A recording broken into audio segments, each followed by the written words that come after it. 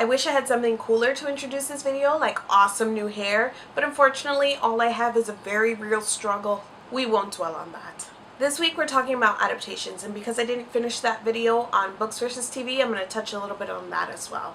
It comes as no surprise to me that a lot of the feedback we've gotten through comments is very similar to our own opinions. I think a lot of that has to do with audience. We couldn't have this conversation of books versus TV or of adaptations if you guys weren't readers. And we know you're readers because you read our blog. We all seem to agree that in and of itself, no medium is superior to another. TV is not better than movies or movies better than books. It just has to do with the quality of the content that you're producing.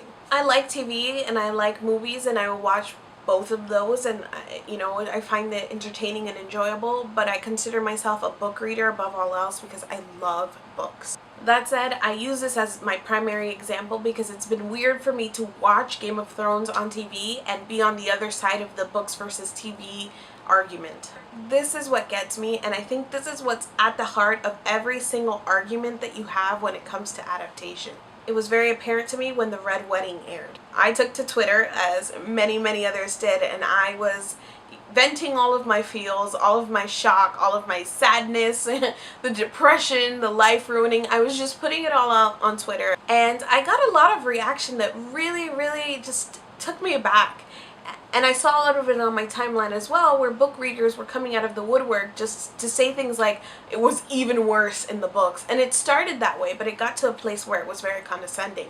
And really it was belittling what I went through, what I experienced. I know these are very grand terms for a TV show, but it was truly belittling my experience because it wasn't the same as yours. And I think what's at the heart of these types of arguments is that I want you to experience what I've experienced. I want people to relate to the emotions I had when I read a great book or when I saw this scene in a TV show. Not only that, and Sweeney can talk so much more eloquently on this topic because I think it has a lot to do with their thesis, but people take ownership of the content that they invest time in. It becomes your favorite story, your favorite scene, your favorite character, etc. I think it's hard to let go of that ownership when you see people experiencing what you love in a different medium.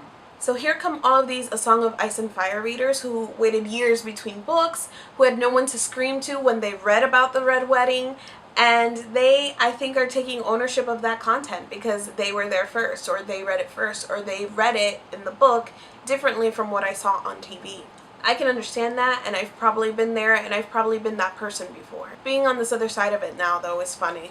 When you love material that much where it creates that sort of passion, I think then it's about learning to letting other people experience it in any way that they can and being happy that there's exposure to something that you love. Sweeney and I have this ongoing argument about whether Disneyland or Disney World is the best. I have a point, I promise. So the other day on Twitter, she said something about Disneyland, and I came back with something about Disney World, and one of our friends, Gina, she jumped in and she said, well, I've been to both and I prefer Disneyland. And I thought that was hilarious because I've never even been to Disneyland. I just know that I love Disney World, and that's in Florida where I live, so Disney World is the best. I think that's a lot of the argument that you get from people when it comes to adaptations. I know this to be true for me personally because, as I said, I'm a book lover, but I watched all of the Harry Potter films first before I read the book. And I can tell you, a lot of moments where the books were absolutely better or more thorough in what it was trying to communicate, but I will always have a soft spot for the Harry Potter films because I watched them first, and that was my introduction to this world. When I got to the books, it was almost bonus material at that point because I already loved what I was reading.